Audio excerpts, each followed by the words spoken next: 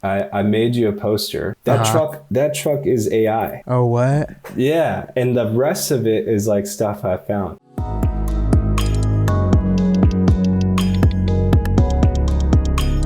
Hey everybody, welcome back to the Jesse Nyberg Podcast. Today I'm here with Fernando, or Heart.wrk on IG. Makes a ton of super cool posters and things. I'm excited to chat with him. How you doing? I'm good, dude. Before you start, I have to ask you, how do you do everything you're doing? Because you have like a full-on podcast. You have you got freelance business. You're doing Instagram. Like, dude. I don't know. It's mental illness. That's a grind. Yeah. I think it's just like the more I'm sure you kind of feel this a little bit because you do, like, you're super consistent, maybe not as much as you might think, but like over a long period of time, I've seen you be pretty consistent, especially working in the same style. And I know you have like other stuff going on, I'm sure, but like, yeah, once you start doing it, you, instead of feeling like, oh, I'm lazy, I don't want to do this, it starts to feel, in my opinion, more guilty that you're not doing it. Like, oh, I need to keep up my streak. Dude, or whatever you want to call it. Today was the first day, or actually yesterday I had a pretty whirlwind September. Yeah. And today and yesterday was like my first day off in like a while, and I was like, dude, I'm not working. What's wrong? Yeah. You know what I mean? I feel bad that I didn't do anything like this morning or yesterday morning. I'm like, you get into that mode and then you can't stop. And it's really like kind of bad. I saw your video on like kind of burnout. Yeah. And I was like, dude, I feel that. Right. It's hard because like, I sometimes think I'm hypocritical, but not because I don't agree with the things I'm always saying, but I feel different ways at different times. Sometimes I'm like, you got to do shit every day. Like never, not never relax, but like don't get out of the kind of consistency and momentum. And then other times I have the exact opposite feeling where I'm like, don't push yourself and do all that bad stuff because it's going to like mess you up in the long term. And I think there is no real, you could read all the time management books and like try to figure out all the cool like tricks and whatnot, but it doesn't matter. Like you're just going to do what your mind and bodies want you to do at that moment. It's really hard because it depends on the person and their work style and all this stuff. Like you can take as much advice as you want, but it's like whatever you're doing, it really like depends on how you like to do it. Mm-hmm. And if you can try to find a balance, like that's the key. That's it. Yeah. Everything's so nuanced. That's why I find it hard to sometimes speak on topics online, because I know that there is all that nuance, but you almost have to disregard it when you're explaining something, because it would like ruin the point. If you're like, but, and this, and this, and this, and so many caveats, like it ruins like a cool statement if you have to add on all these little taglines about stuff. Do you know Matthew and Cena? Yeah, I have so much envy of his process. Like it looks like everything he puts out, it's like so like beautifully crafted and planned and all this stuff, and I'm like, dude, I can't fucking do that. Like I'm much more of a sporadic kind of thinker. I think that I can't like flow. Right. I'm sure there's like a lot of different things that he does and it doesn't always work, but it just always looks so clean, and like he seems to like keep to such a schedule that I wish I could do that, Even if I get on a schedule or whatever and like how do you say it, have like a reserve or whatever and have stuff like planned out far ahead. Like let's say I could have 10 things I want to post. If I just did like 3 a week, it would be like real comfortable because I could plan it out far, but I get too excited and I'll post them all in like a row, and then I'm back to like, oh shit, I need more stuff I read out or whatever. It's weird when you sit on something too, because you kind of forget about it. Like I'll make posts. I usually have like 4 or 5 just like working, and I forget about stuff, and then like when I finally finish it, I'm like, oh well, I just might as well put it up. But like it's like fun to hold on to it for a sec and just be like, yo, like this is cool. Like before you just, because once you post it, it's over. Like the process is like the fun part, I think. And you know what, like when you put it on, it's like, all right, there it goes. No more working on that. More often than not, the outcome of whatever you're putting out online is probably more disappointing than like the actual fun of making it, because you're always going to love the thing that you made more than other people. Because when you get, and it's weird the way the mind works, because I can get so much good feedback and it doesn't really like motivate me that much, but bad feedback will like upset me way more than like 1,000 good like comments or anything like that. I like to think that I can take the feedback, but it's always like hard. Like whenever you run into it. I mean, I worked with a lot of agencies, and like the constructive feedback anyways is something I learned over time, but it's still like something you got to swallow when you get it. And then you're like, okay, he might be right in this way, and then everything's subjective, so you could be looking at it a different way. Who knows, you know? How long have you been working like as a designer, art director, or whatever? Probably like 12, 13 years, like professionally, I guess. Okay. Somewhere around Do you there. still get that feeling when like, even though you're super confident in what you're doing, like the first round or whatever thing you send over, you're like super nervous waiting to see if they're going to be like, it's good to go, or here's all these shitty changes you're going to have to make? Yeah, 100%. I mean, I think like I feel confident enough in terms of like, I know I can get at least close on most things. Like if, you know, the brief is like pretty well done, or if it's pretty clear what they're asking, like I feel pretty confident in that. But it's definitely like you still feel nervous like every time, especially if I work with new people. Like if I don't know how they're going to react, or if I know how they give feedback or not, it's like, oh shit, like I'm going to fuck this up for sure. What, because I know I found your stuff through like Instagram, and I know you do like the main stuff you do is like with the cars and all the like collage poster-esque type stuff. But when I was looking at your portfolio, because it's crazy how compartmentalized the internet is, because you have all this and it's in its own right super impressive. And then when I saw the portfolio, I was like, damn, and he does all this actual like client work, you know? So it's crazy, because some people they're not both. They either have this super big page online, they're real consistent, but maybe their professional work or whatever is like lacking, and then vice versa, they don't post at all but they do crazy stuff. It seems like you found a balance. And can you give me a little bit of like background on kind of your career in that side of things, like with freelance and positions you've been in and stuff? Gosh, I don't know like exactly where to start, because I sort of pin it to somewhere in high school when I took like photography classes and stuff, but I really didn't like become a designer until I moved up to Boston. I'm in Boston, by the way. And so I grew up in Florida, and then worked in Boston for, I don't know, I think 8 or 9 years now. And I worked at an agency. Like my first job was at like a advertising agency that was like, I was like the deck designer. You know what I mean? For like new business pitches. Yeah. And really just had no idea about like advertising or anything in the sort. I was sort of just thinking I would be some kind of graphic designer somewhere. And then that like kind of blew up my world in terms of like understanding what could happen. Cause like that led into like kind of finding out about like art direction and that being a job and everything. So like that was like my little step into the creative world, was becoming like a junior art director there.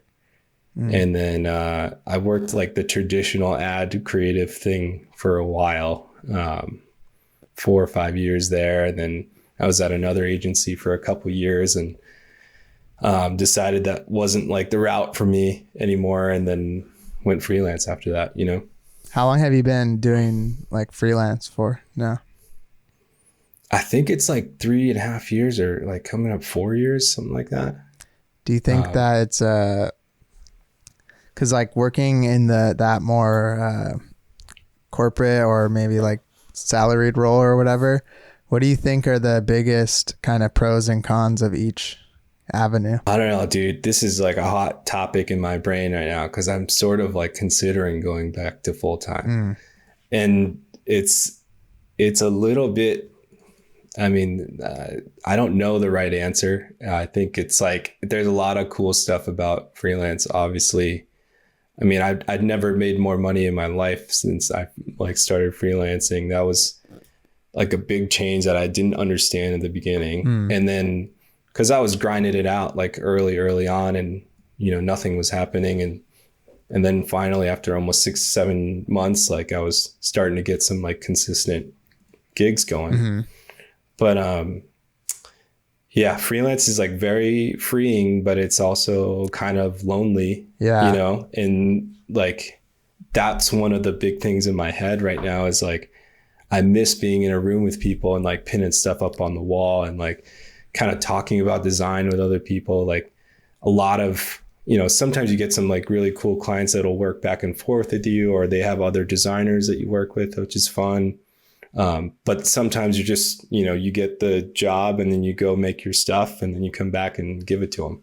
And you do it by yourself, So that's one thing I've been thinking about for a while, even though I love like the freedom of it. I feel like, that really works well for me, but I think it's also sometimes like a little bit working against me, in a way. Right. It's weird because I feel the same way. I haven't really been considering like doing it or anything, but I feel the like whole working with other people thing because I was never someone that felt that was something that I needed or was like necessary. And like when I worked at my last job during like COVID, I was stoked I didn't have to go to like the office and all that. Like I liked working remotely, but I started to realize for better or for worse, like it made me, like more lonely. But I think the way I was able to combat that is with stuff like this, as well as just it felt like not having to commute and go to the office and like have a company drain all your energy. I found myself being more extroverted with like my friends and stuff and doing more like outside activities because I used to get so tired throughout the week, not even want to do shit on like the weekend. Now I'm like, I can work my own schedule. So I feel more energy and stuff. Yeah. Dude, this thing is a blessing for the community. I forgot to say, thank you, man. The podcast, I don't know a ton of other people that are like interviewing other designers besides like Adobe. And then like Adobe's like super polished and only the best of the best, whatever, most notable people. So like to hear from other designers in that same like space as maybe you and I like is like awesome for the community. Adobe needs to let me go to do like a live one already or something, man. That shit would be tight. I'd be so fucking nervous, dude. Like I'm like I just like an Adobe Live, I would totally fuck that up. I always see like because I can't talk about it while I make it. Right. It sounds like such a nightmare. That's the hardest part about the.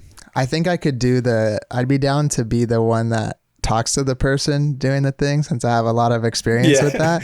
But I know how it is because when I'm recording videos that are more not necessarily tutorial, but maybe like the process driven stuff, and I'm working on something like a poster or whatever, the thing always turns out worse, first of all, because there's like the added pressure of like less changes and like you can't be tripping on something for like an hour while you're recording or whatever. Yeah. And then secondly, it just feels like I either say like nonsense because I'm too worried about not talking at all, or there's like a span of like a minute where I didn't say like anything. So I just do like a little like speed up or something because it's like me with my mouth open just staring at the fucking screen for 5 minutes or whatever.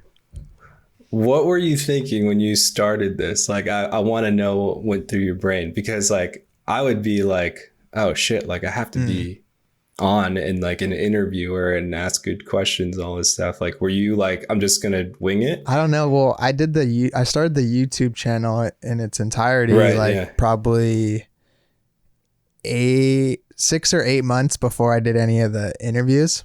And then that just became like a series or whatever. But once I started doing them, I mean, I just did it like, cause I always like podcasts. I always listen to not necessarily design, but like comedy and like other ones. And I always think that they're interesting. And I've always wanted to have one, but I never wanted to be a guy that was like, oh, this is just like me and my homies, you know, like shooting the shit. Cause everyone thinks they can do that, but they can't because they're not as entertaining as they would like to think they are, you know?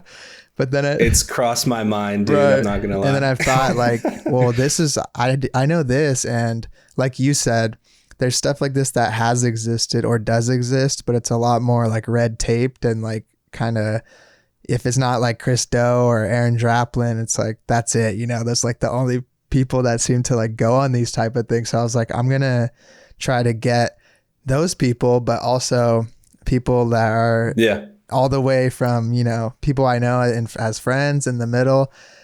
And I think that the first 20 are like awful, if I'm being honest. I've gotten so much better at interviewing, everything from forming better notes, better questions, not interrupting people as much, because I do that a lot in my normal life. So I really have to be like just try to let them finish stories. I did that a lot early on. And I look back and I'm just like, damn, because you forget when you do something for so long, how much it progresses because it's slow and slow and slow. But even everything looks worse in the beginning. It's hilarious.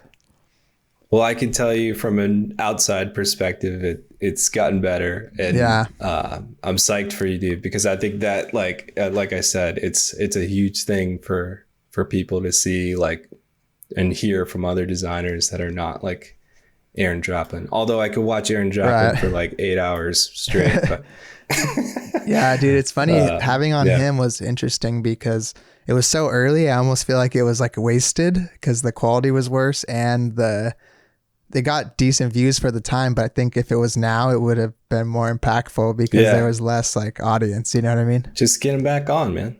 Yeah, I'll join. I feel like he was like I don't even know why he came on then. Honestly, I had no. There was no like social proof for him to be like, oh, this is a legit thing. It was like episode 5 or something. You know, like I've worked with him on a long time ago on a Saucony thing for a shoe company. Oh, really? Yeah. And like the guy is exactly how he appears. Like so I don't know. Everything he says about like, he just like likes to help a little guy. And like, he responds to every fucking email. Like, he's on top of his shit all the time and he's always the same. And I wouldn't be surprised if he like would come back again. So I wanted to ask you, I first found out about you through the Instagram posters and stuff. And I think I said this in that video I was talking about, the portfolio one, but it combines like so many of the things that I like the stuff that you do, because it's the car stuff that I'm really into that a lot of the car design I see is too like clean for me, I guess is the word to describe it. It combines like collage, it combines like color, texture, like, and it's also, everything has like this thread through it that's like, oh, I know you made that because I can tell, but it's also everything is like unique with the shapes and stuff. And I'm curious what started like this big project and how do you kind of keep inspired to keep going with it? I started with like a 365 thing. Like it was when I left my job, I was like, I think I was so like sick of the ad game and like everything that came with it that I was like, I'm just gonna do as much shit that's opposite from that as I can. And like a lot of people have done 365, but man, did that like help me understand a lot of different like techniques and like the stuff I like to make and like how to use textures and colors. Like I really credit that with a lot of what I do now, because I was just like hammering through every day, trying to make myself do it. But also like I was learning a lot in that process. So I started with that. And then I wanted to do stuff for music. and I started just making album covers because I didn't have any work that was like I could sort of sell to artists or labels to make artwork. And I started there, and I just did it because I liked it, and it was opposite of what I was doing. And then I had done a couple of them with cars, and like I was like, oh shit, like I just like to do this, because I would grab it from old advertising magazines and stuff like that. But it was I don't know, it was something that just clicked in my brain, and then I was like, well, I'm just gonna start doing cars now because I just like doing cars. So yeah, that was it, really. So a lot of the stuff that you use in the posters, like the imagery, are you sourcing that like physically or digitally? Mostly digital.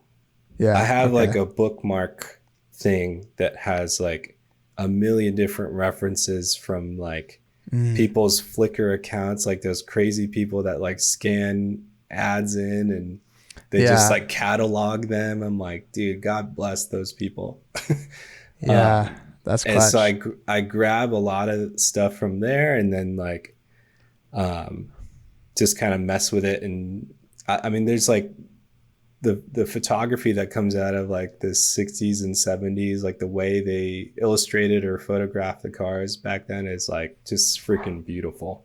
And it's really hard to replicate because it went through so many like shitty processes that we try to emulate now, because you know what I mean, scanned in and like I don't know, from different pieces of paper that wasn't like super easy to print on and stuff like that. So it just goes through all that stuff, and it gives it like that look. And I don't know, that's the era I love the most, for sure. Right, I agree. And even when I do stuff more like by hand, like sometimes it's stuff that it can easily be done the other way. Or sometimes I'll make like a video about something, cutting something out, and I always get like a few comments like, why didn't, like, you could just do that in Photoshop or whatever.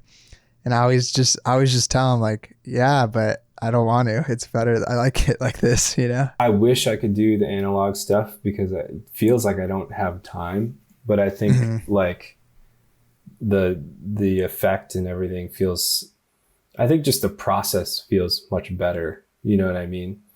But I learned a lot of stuff to like try to emulate those things, because I was really into a designer. His name was Karel Martens.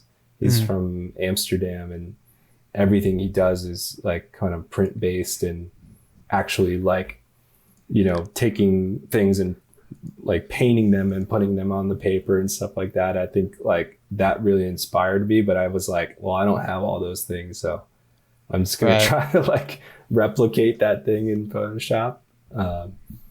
But yeah, I envy people that do that, for sure.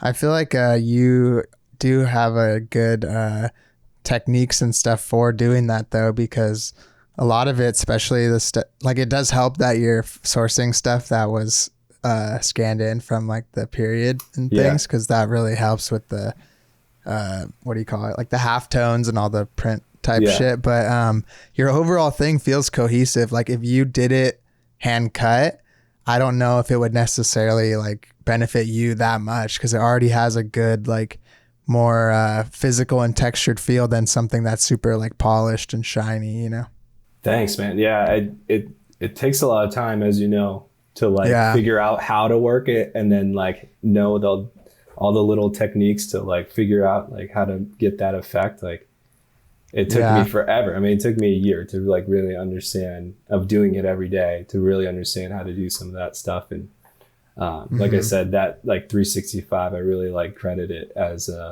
something where I was like, okay, now I understand like how to be a designer, because it just beat it into my brain, Even outside of having to put it online, like you wouldn't make 365 fucking posters for your health, or whatever. Yeah. It's quite a feat. I have some friends that are doing it now, and it's crazy. Like you don't see it when you're in it, but like the progress you make from the start to the end, like you mentioned about the podcast, is like night and day. I mean, I don't know if you've seen like my first post, but it's not that great. Like, and for probably 20 posts after that, you know, maybe I found something, but it was definitely a learning process. And I loved that process because I didn't care about anything. I didn't care about logo sizes or having to adhere to a brief or anything like that. I was just kind of having fun. And sometimes I miss that, you know?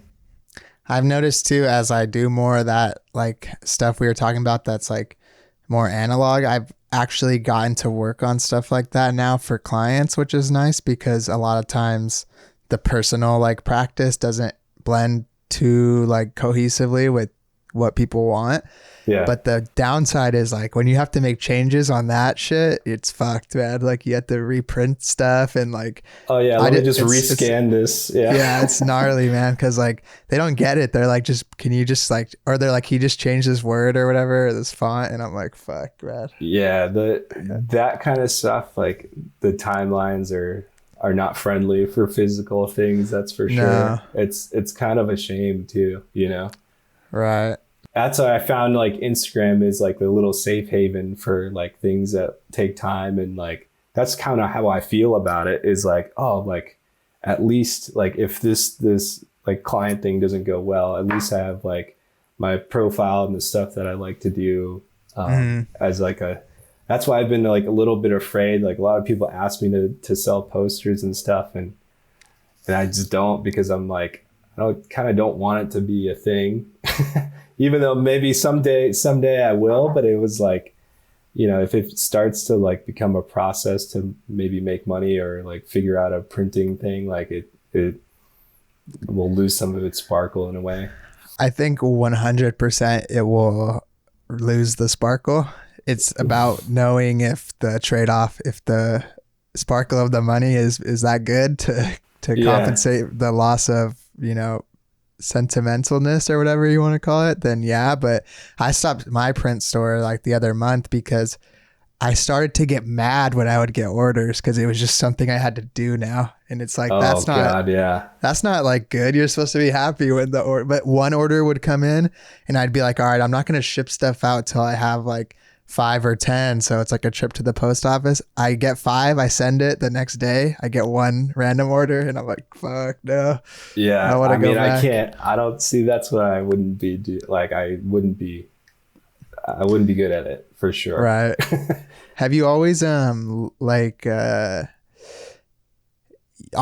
I know you said you like designing the posters with cars after trying that out, but you've always been like pretty fascinated by cars and stuff like that? I'm not like obsessive about cars or anything. Like I love cars. I'm a big fan of cars, but I didn't like totally like get into that for, you know, maybe until a couple of years ago. But I grew up like playing Gran Turismo and stuff. Like I was around that, but I wasn't like my dad fixed cars for fun and stuff, but it wasn't like a total, like I didn't grow up in like a racing family or anything like that. I wish I did. But yeah, that just kind of came to be. And when I was like doing the 365 thing, I was just like, I like doing design and I like cars. Like I just kind of put them together, you know? Right. Because even like you have to have, I'm not saying you got to be like a fucking grease monkey or whatever, working on like I think some people think I am for some reason. But you have the knowledge, you know, like even I'm not saying like, you know everything or neither do I, but even like the small nuances on like some of these models and stuff, like they're not always the most common, and you speak about it slightly in the captions and stuff. And I'm sure there's other people that see that resonate with that. Like, oh, I love that truck or that car. Cause I always comment when you put the mini trucks, cause that's like my favorite genre or whatever you want to call it of cars. So I'm like, yes, there's another one. Well, dude, I have to tell you something, because I made you a poster, and I almost made you one with a truck like that, but then I had this other thing in my head. So can I actually send that to you right now? Yeah. That's sick. The RV. Yeah. That's some Breaking Bad shit. Yeah. So there's the story behind it, because I knew you liked those trucks, and I was like, fuck, Yeah. I should try and do something with it. But then I was like, you talk a lot about like AI shit. That truck is AI. Oh, what? Yeah. And the rest of it is like stuff I found. But like, so like, long story, but I just finished up work with a client called Nobel Foods, and they're kind of like, I'm not like the person to say what they do exactly, but they figured out how to make cheese without cows. Okay. So they figured out how to do that, and they're creating a zine called Pizza Futures, which is like the future of pizza and like what that looks like, but it's all AI imagery. So I just worked on this zine. It's almost done, but we did like it just blew my mind on AI, dude. I was like, holy shit. So you got some experience with it from that. And I was like, dude, like I wasn't like against doing that, but I just hadn't had any experience. But I was like, wow, this can really explode in the way that designers use things. So that truck that's in that poster is like AI, and then like I just kind of built like shit around it. And like the cowboys and shit. It's cool. So I don't know. I just thought it was a cool mix of stuff, and no, it's sick, dude. Thank you. But the AI thing would like really opened my eyes to a lot of like different ways to design, because I was like making shit to like, you know, whatever the input is for the AI thing to do, and then I would like just riff off of it and kind of bring it back to reality in a way, you know what I mean? Because a lot of it feels kind of mashed up, right? Like it's supposed to do. And then like once you kind of design with it and use it and kind of mold it into something that like feels a little bit more like curated and not like mashed up, then it feels like actually a really like useful tool to make shit. It seems like you got to put it through your own process a little bit to make it not look like, oh, obviously that was AI. Like, so it has a look to it. I can't explain it, what it is, but it's like almost like oily or something, I guess is the word. Like everything looks like it has like a film of like gel almost on it, and you got to like kind of iron it out a little bit and fuck with it. Yeah, that's what I was doing for this zine, and I was like just trying to figure out how to make it feel a little bit more, I guess, human made. So that sounds like a fun project, though. It was super fun, man. It was super fun. The guys that head up the marketing for that company like are really trying to push some boundaries on what's like norm for marketing and stuff like that. That's the perfect like methodology too, with a company that's combating like traditional food and stuff too, and like dairy and all that. Yeah, and they do a lot of different stuff like that. So it was a fun mix of trying to, you know, obviously do like advertising, but in a way that feels like a little bit more artful, you know. So for sure. How do you? I know we talked about kind of. You asked me how I do all this shit. How do you manage dealing with the amount of volume and output you have as like just the fact that you made that, and I know you're busy, or all the shit you post online, and then you work with all these clients. How do you kind of balance all that? What do you prioritize? What are some of your tricks, I guess? You know, I'm not like a pinnacle of productivity in that way, but I think like for me, what has kind of been the case is like I'll have like one or two like long-term clients that are like month to month, maybe, you know. Sure. And then I'll like pepper in a couple of different things sometimes. This past month was planned to be like, you know, a pretty slow month, but it was like this thing pops up and then this thing pops up, and you're like, oh, like maybe I could do that, you know, after dinner or something. And like you just like get kind of wrapped up in like wanting to do something because it's cool or whatever, or if you need, you know, a couple extra bucks, like you're like figuring out like when you can slot in stuff. And I think I went overboard this month, but it's definitely like just seeing how you can like how much you can take on and still breathe. Because I think it makes me worse, you know, when I like kind of pile on too many projects. So right. Do you ever feel like you say no to certain things, but the only thing that you're saying no to it to prioritize something that almost like doesn't even matter, like designing the post or like doing something just not that it doesn't matter, but like sometimes I say no, like, oh, I'm busy, but it's all busy that I just made up in my like calendar. 100%. 100%. I think like, you know, I try to be as genuine as I can, but like when I do those things, I'm like, it's because my brain needs a break, you know? Yeah. Like I can't like maybe I could physically do that in a couple hours, but like, because like my brain can't compartmentalize the whole thing, I'm like, dude, no, I can't. Mm-hmm. So I try to like think that way, but it's a skill, you know. Sometimes I feel this way, so I'm curious. I say yes or no to something out of the idea that like a scarcity mindset, like, oh, well, I know I'm good right now, but like I should probably do this because what if there's no projects next time, or what if I don't work with XXY, whatever company, and then they don't want to work with me later. Like I have all these intrusive thoughts whenever I'm about to say no to someone. I go through the same thing, and I just try to like bite my lip and say like something else will come through, or like I'll try to like, you know, if I have to, I'll take the hit and say like, all right, I'm just going to work a couple more hours this week or whatever. But depends on how you feel. And like, you know, if you feel like you can take more on, like good on you. But, you know, it should go the reverse way. Like you should be worried about like how much you can take on yourself too. And just like, you know, plan like, am I going to have a minute to breathe in the future instead of, am I going to have this,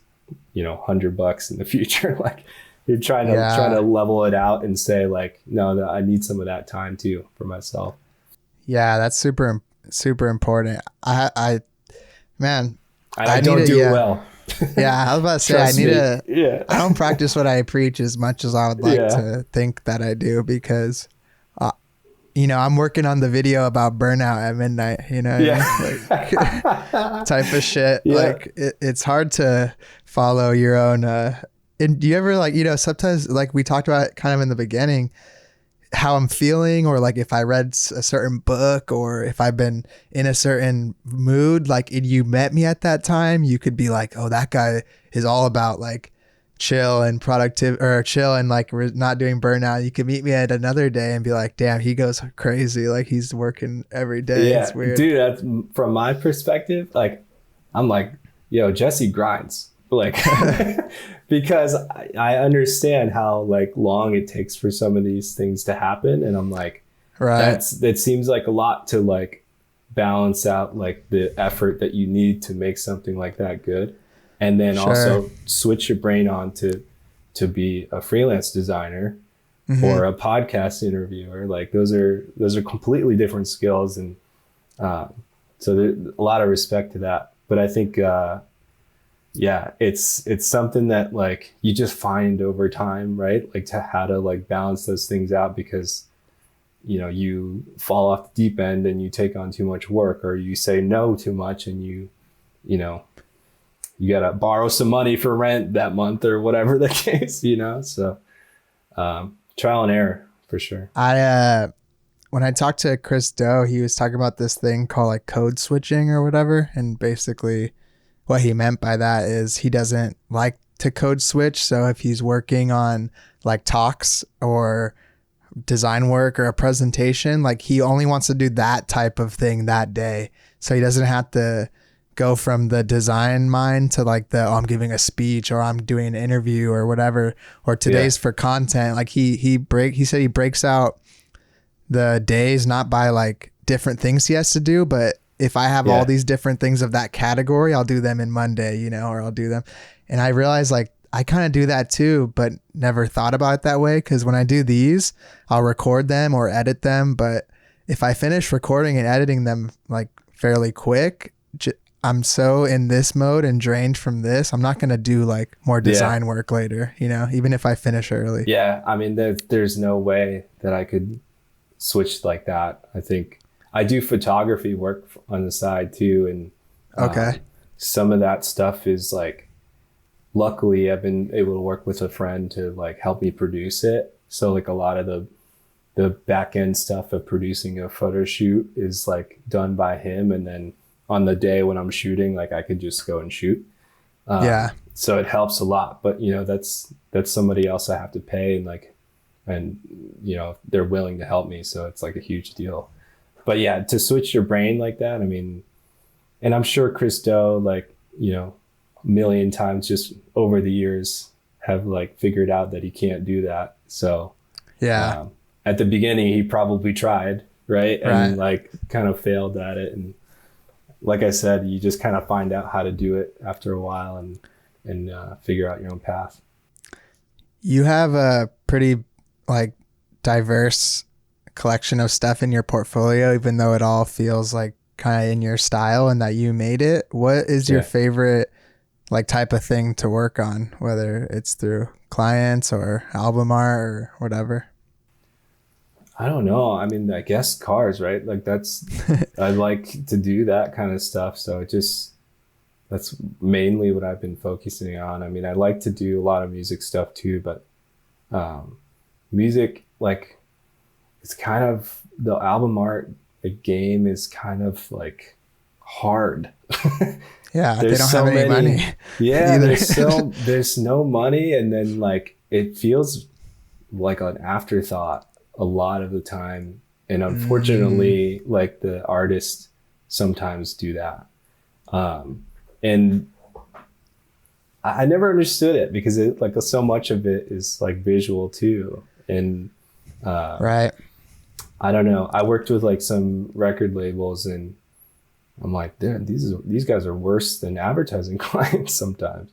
So it was a bit of a realization, especially when I like got some music clients after doing that 365, where I was like, man, this might not be like a huge like path. Like I could do it for fun, but it's not gonna sustain anything, you know. I always want to get into it more because am so proud and probably jealous at the same time when I see my friends get like, when they get like the vinyl, like they do a whole gatefold and everything and they post like the vinyl on their story and it's all like dope. And I'm like, man, I want to do that so bad, but I know that that's just the romantic side of it. Like that's the best part, is being like, yo, look, like the process was probably gnarly, you know, before that. Yeah. You know, that artist like probably got paid $20 and like, you know, and then, had to go through 3,000 revisions or whatever. And like, that just, you know, sometimes that's not the case. I've worked with artists that are like really cool and like really push towards something like amazing and are very open about it. But yeah, most of the time it's been not great. So what was it like working with the Acura stuff? Because it looks like they obviously hit you up based off some of your Instagram stuff in that style. That they didn't. Oh, really? It was just a connection from another connection from like advertising agencies.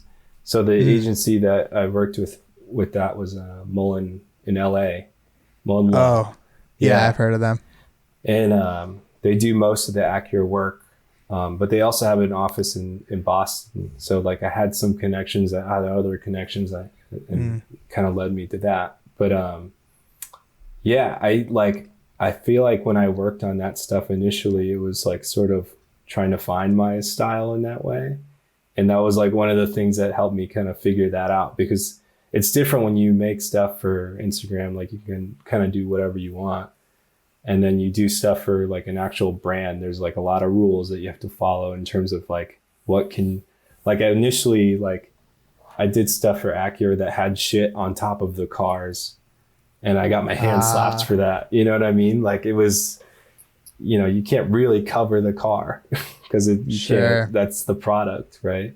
I got away with some stuff, but it was like definitely like, oh shit, like you have to show the car in this way, everything's about the angle and the look and everything. So, but luckily I worked with some people that some more like recent like Acura stuff that I did was like with a manga style and that was dope. Japanese like animation that was made with it, and I was like, holy shit, I can't believe I got to work on that. Like that was I saw so that fun. around the city and shit like before and then I saw it in your thing. I was like, oh yeah, that's sick. No, these guys in London and Japan I think were illustrating these like an actual like anime series, and then a lot of their like work or like their drawings and stuff were sent to us to make like layouts with and kind of mess with, and I mean it was, talk about it like a dream to like get like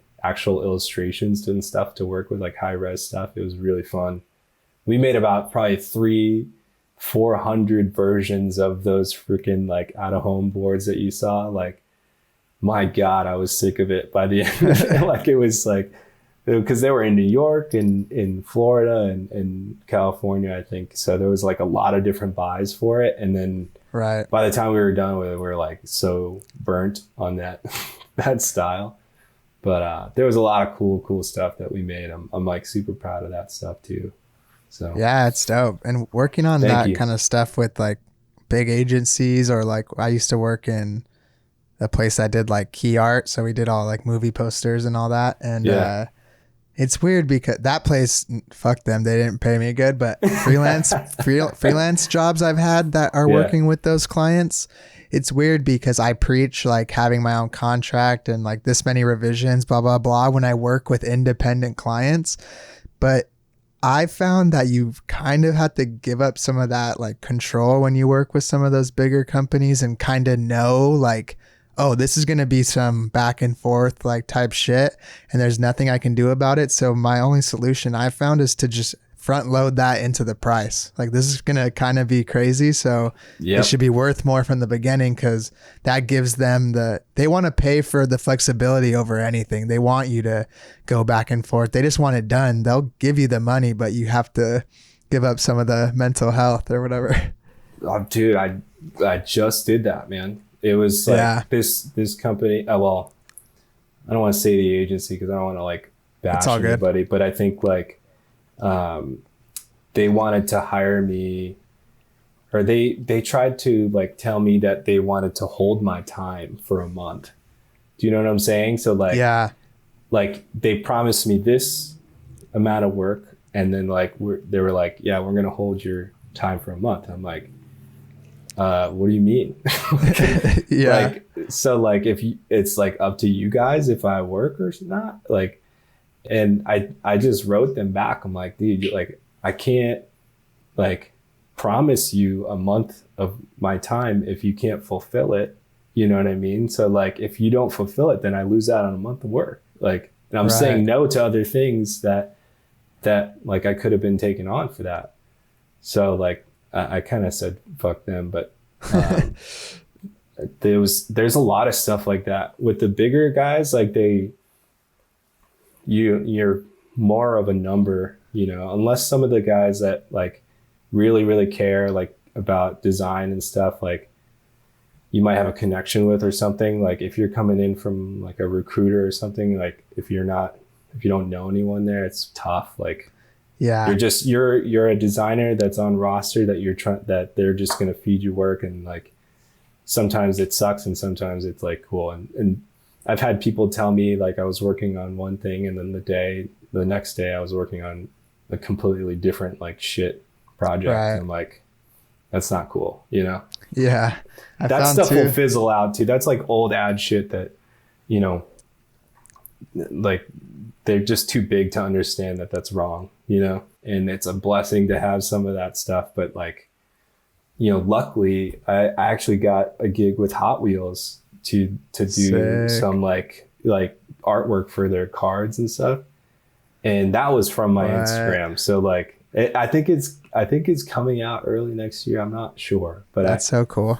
It's so crazy. That's perfect for your shit. Yeah. Yeah. And I was like psyched, dude. I was psyched. And the guy that I was working with, had told me like he had just finished a project with Aaron Traplin. So like Aaron did something, and then I was talking to him like, holy shit. Like it was a cool moment to like be able to do something like that, you know, because of like stuff I did on Instagram, you know. Right. That's what I was gonna say. The idea of the whole like you're just this person or whatever that they're working for, that I think only fully changes when you become the person that they want you to be known that you made it.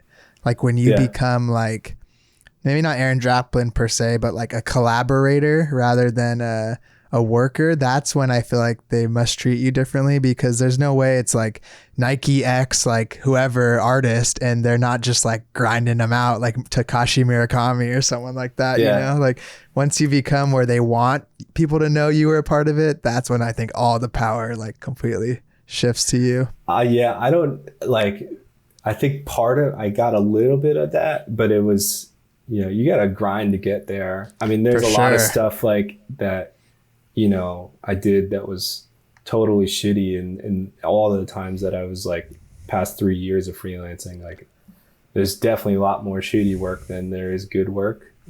So you kind of figure that out and try to put your best foot forward in terms of like the artwork you're releasing. But that was like a huge deal for me in terms of like being able to do the stuff I love on Instagram, and then like actually people asking me to do kind of similar stuff for their brands is awesome. It's awesome to be acknowledged like that, you know?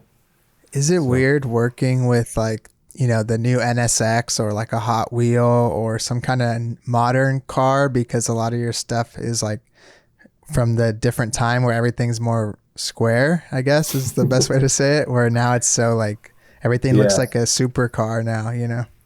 It is. I'm still figuring that out, dude. Sometimes I test myself to try to design something with a new car. Right.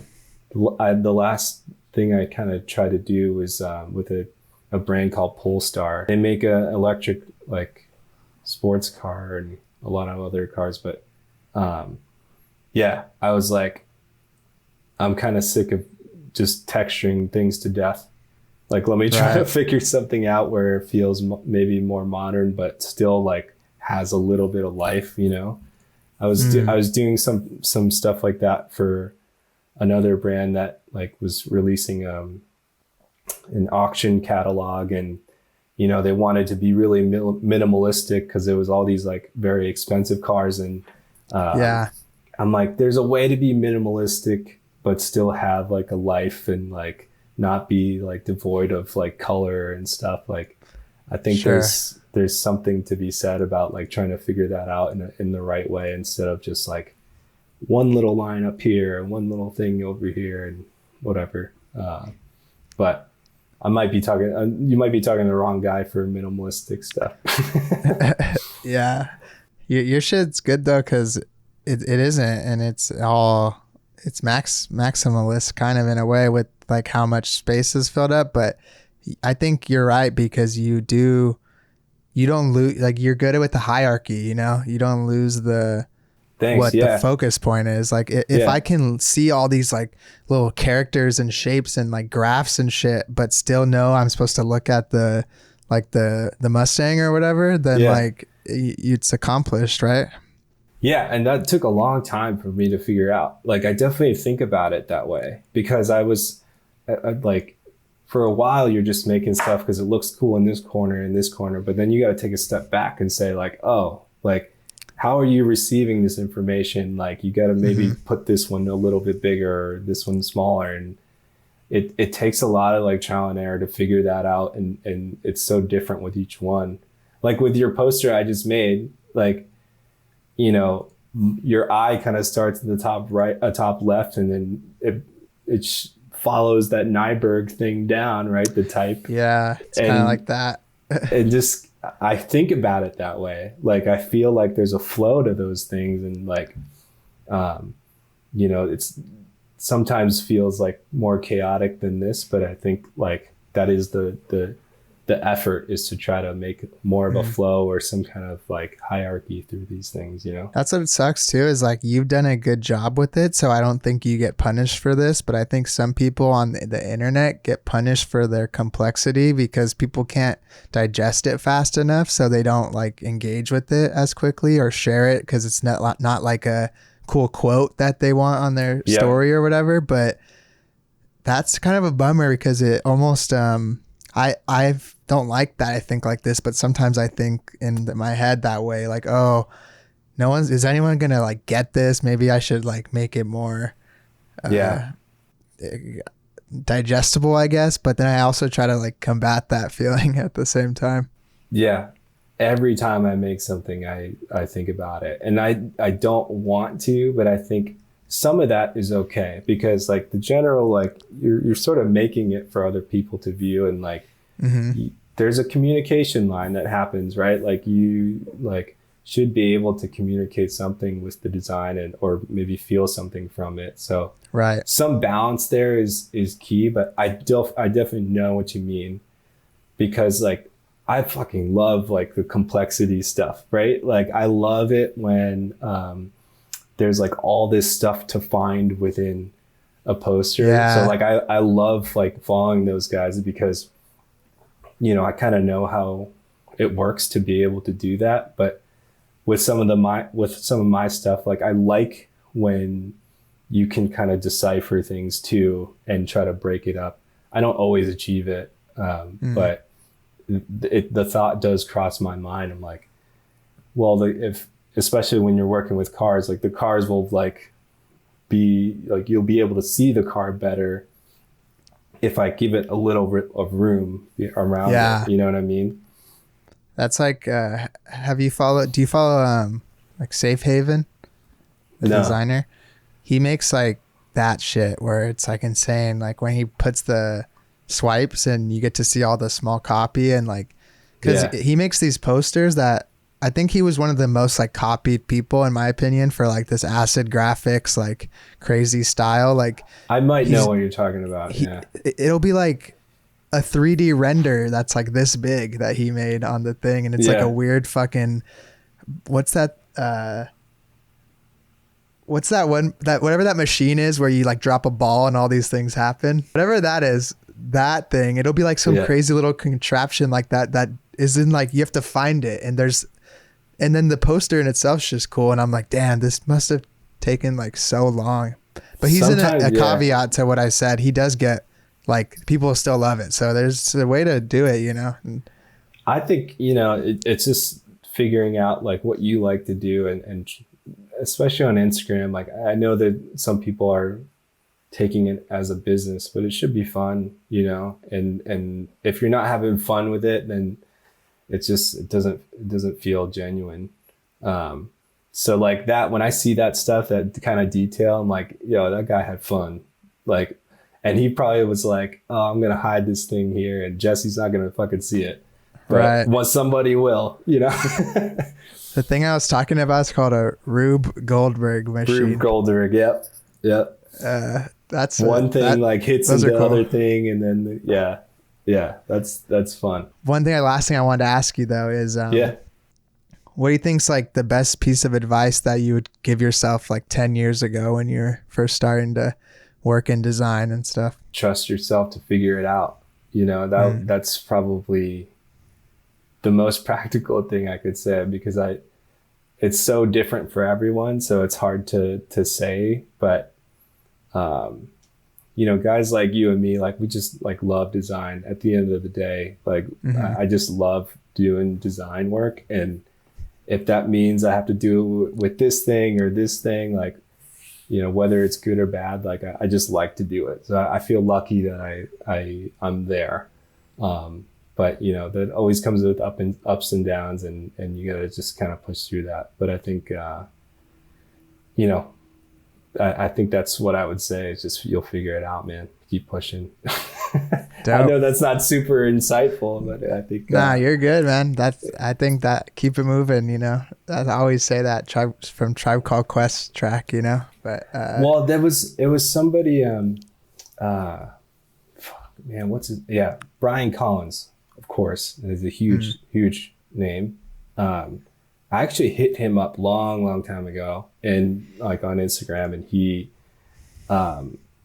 I was just like, dude, like what can I was just grinding, you know, like cold emails, cold whatever. It was like right when I quit, and I was just like, can you just look at my portfolio and just like see what you think and all this stuff. Yeah. And just to help get advice, you know? And like the thing he told me was like, dude, you just make a lot of work, and just for fun, for clients, do a lot of stuff, because there is no other better teacher than just to do it, right? Like you can look at every podcast, you can look at every, like, I don't know, Behance profile and all this great work, but like if you don't actually just try to make it and keep making it, you know, it will never happen for you. You just got to do it, man.